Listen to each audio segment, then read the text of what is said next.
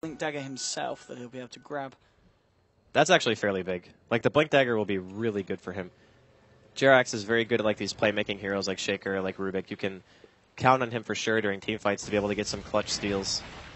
Maybe, hopefully, if you're a Hot 6 fan, turn the team fight around. If he can get his hands on something like Laguna, like, Sonic Wave and such, you can probably win a team fight. Well, looking for this spider here. He's going to go for the TP out, and yeah, Yoku won't be able to get him this time. Unfortunately here for the side of Empire. Dagon now leveled up a third one. We've got it on level 3 now here for the Brood. And I mean, Invoker, what does he go now next for the build? I mean, he's going back to 2K. Is this kind of just a split pushing? Will we see him pick up an early set of boots? Bots? Bots are pretty common when you have Midas on Invoker, but I think he might just go Blink or something. Like, when there's not an item on Invoker that you can buy that you feel is going to have, like, a big enough impact at that point in the game, typically you go for, like, mobility. So, like, Blink or Yules or Force Staff or something like that. Because I'm really having a hard time thinking what one item is actually going to be able to completely change the way that the game goes in terms of fights for Hot 6.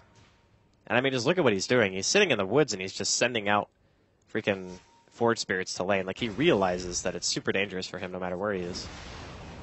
Resolution and Silent able to clear themselves up some Ancients here from the side of Hot 6's map. And I mean, you can tell Empire, they're really looking for action here. They've been walking around as a group across the maps, trying to see who they can catch out. But Hot 6 just playing a step ahead at the moment. Keeping themselves safe. Forever now on the gyrocopter. Very close to having the money for this BKB.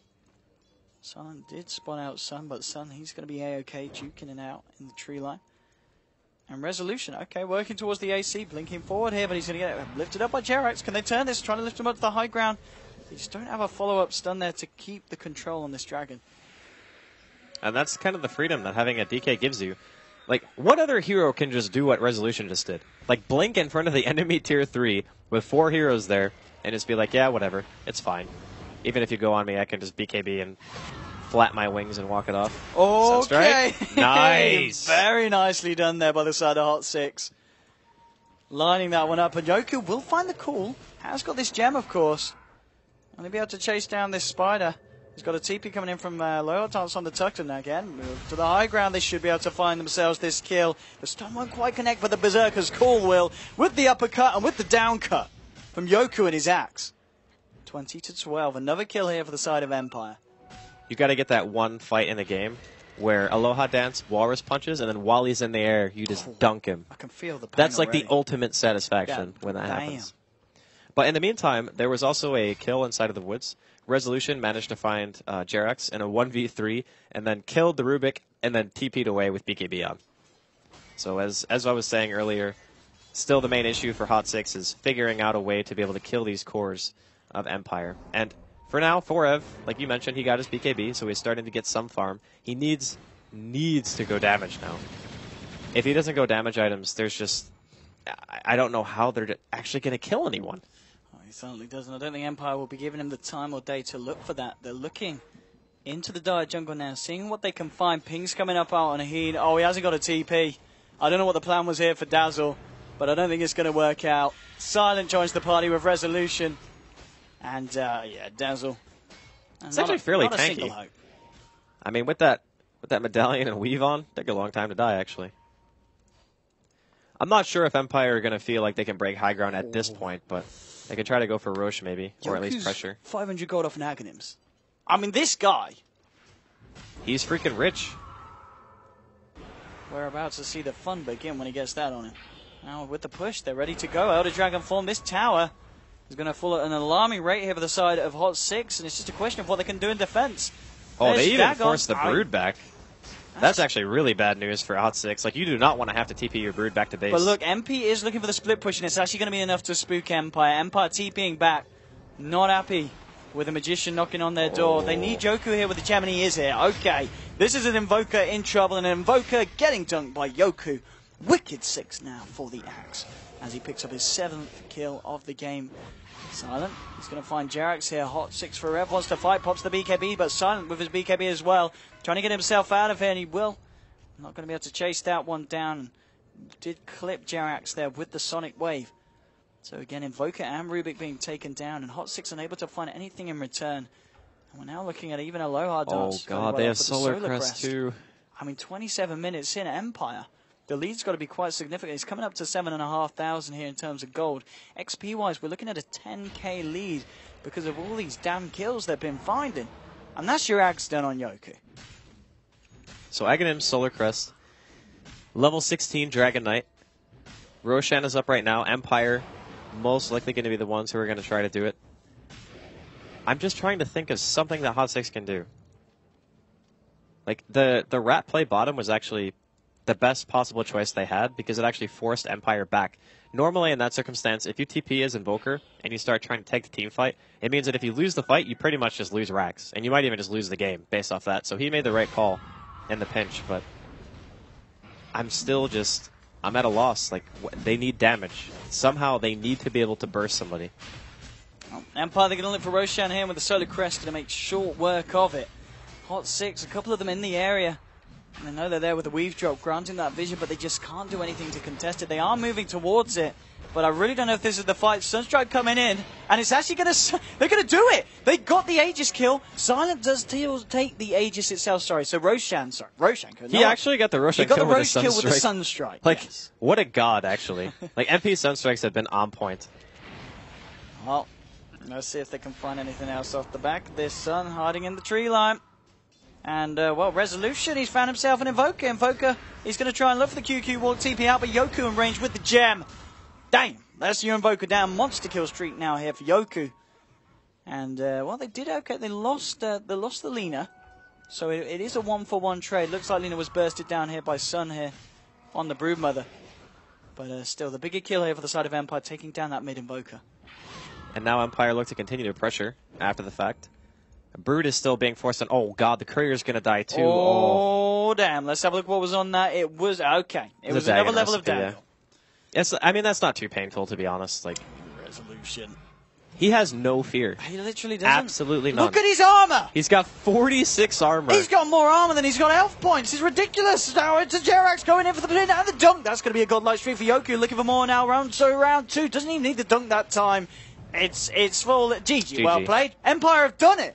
They make it to 4th position on the group stage board, so they will have to go up against Virtus Pro in a decider to see who holds that position for. I don't know when that's going to happen. I'm sure we'll find out. We've got some wonderful people that we call experts on that desk, and I'm sure they know all the information. What do you mean that we call experts? Oh, I call them experts. What do you call them, Andy? I mean, it's just the way that you phrased it. It made it seem like, are you taking shots at Cinder? Me taking shots? No, I would never do that. Okay. He's too vulnerable. I'm just clarifying. But for this game, I really feel like MVP's draft, it was alright, but I think the tri-lane and the fact that the Axe never really had to go anywhere and was just able to sit bottom and kind of dominate the Brood the entire time. Like, he just really couldn't have an impact in the game. Mid, you had the Invoker versus the DK, but Resolution's rotations and the fact that he was able to contribute to the top lane to even, like, wherever he wanted to, basically, and just pop that Elder Dragon form and get free towers.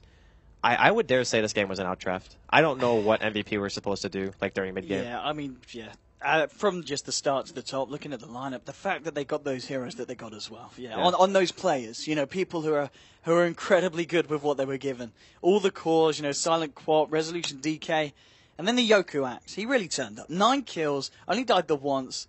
His GPM right up there with 487 in a relatively short game. I mean, just across the board, just outperforming against the side of Hot 6, and you could tell that game meant a lot for Empire. And we knew it did. So Empire 2-0 against Hot 6. They will be involved in a tiebreaker with Virtus Pro. But that's it from myself and Draskell. Now over to the panel so they can let you know more about what's going to happen now. Well, lots going to happen, contrary to, relatively from what might not have happened. More Dota. Yes, more Dota. There we go. All right, that's it. That's it for the news here. More Dota will be happening. But Empire pulling through. I mean, sure, we talked about, okay, it is against Hot 6. Kind of you could say, expected result. But at the same time, so much was on the line for Empire. So that could have changed things both ways. What did you think about that show from Empire? Are you a little bit more convinced that they're up for the job here in the tiebreaker? Yeah, I think this is going to be really close. They seem to play with a lot more confidence, and they seem to be communicating better. like you said, it's against MVP Hot 6, so not sure how much we can read into it, but there seems to be like a gradual development going on also after the games earlier today. So I think for me, maybe it's just like a 50-50 on who gets the upper bracket slot. As for this game, I think the X last pick that we talked about in the panel was really, really good. It solved the Brood problem. It allowed them to play very aggressively in the mid game with the lanes. They got the lanes they wanted, and MVP Hot 6 just looked like a team that are a little bit demoralized right now and not really in the zone. They also had nothing to play for, right, apart from like pride. So perhaps they just went in with like, okay, we're going to try some stuff. We'll try maybe, for example, the Brood was maybe like an experiment, and I think it's the first time they pick at this tournament. You know, give it a shot, see how it works. Maybe we can use it for our best of one later. That they will, unfortunately for them, be playing at the main event. They will be playing an elimination match to start. Yeah, a best of one elimination match. A rough start, of course, at the main event. But yeah, we were talking about just how they looked after that match. And Winter, it's not looking too good for Hot 6. Yeah, when I saw Jerax in Malaysia, he came to Malaysia for MPGR.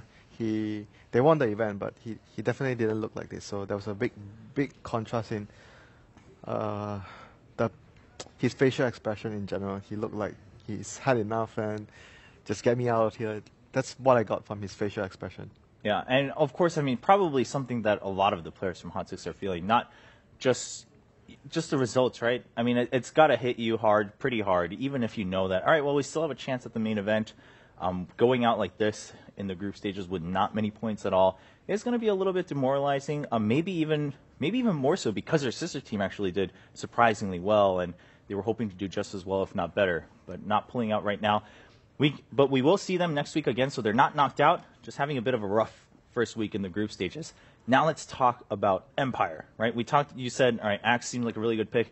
Dakota, they're going in for this tiebreaker. They will play against Virtus Pro. So Virtus Pro was probably waiting super anxiously, and now they're like, no! That's what I was just going to say, is like psychologically, I wonder how these teams are going to be feeling coming into this match. Empire's got to be feeling like they're on a high. They get a couple of wins. They're like, we're staying alive here. We want to keep this upper bracket hope and, you know, clinch that spot. And for Virtus Pro, they're sitting there watching the match, and they're like, really didn't want to have to play more games. We're hoping that we would be able to secure our spot. And I'm wondering if that's going to play any sort of effect on the actual series. Right. So what I'm looking for right now is the previous matchup. Off the top of my head, I think Empire actually 2-0'd VP in this group. Okay. So I should have just asked. I don't even need to check. Perfect. Come on, man. I should have trust me. Yeah. So maybe that's also a factor going in. Like, they've already played each other before, obviously, in this group. One team 2-0'd the other. That's probably another confidence boost for Empire. Now, the question is now, you could also say Virtus Pro going into the series, they have just seen the latest picks from Empire in a do-or-die situation. So they know exactly what they will be up against, you know, more or less. So who it really favors the most, I'm not sure. If there's one thing I think doesn't matter at all, it's probably fatigue. I think Empire are just really happy to get the opportunity, and that's very true. They will probably be... They'll be hyped up for this match. It's very important. Yeah, if anything, probably the adrenaline rushing through them is going to be more helpful and overcome that fatigue for them. As we take a look at the standings, of course, highlighted will be the matchup coming up. It is going to be Virtus Pro going up against Empire. VP almost had that 4 seed locked in Group B, but now these two teams from the same region, they will have to fight to see who gets to start in the upper bracket and who will have to fight in a best of one in the lower bracket first. Now, I guess the consolation prize is that even if you do get, in the case of VP, knocked down into the lower bracket, at least you have your choice of opponent going into that best of one. So it's not like you get knocked down much further, but it's still a jarring difference between starting in a best of series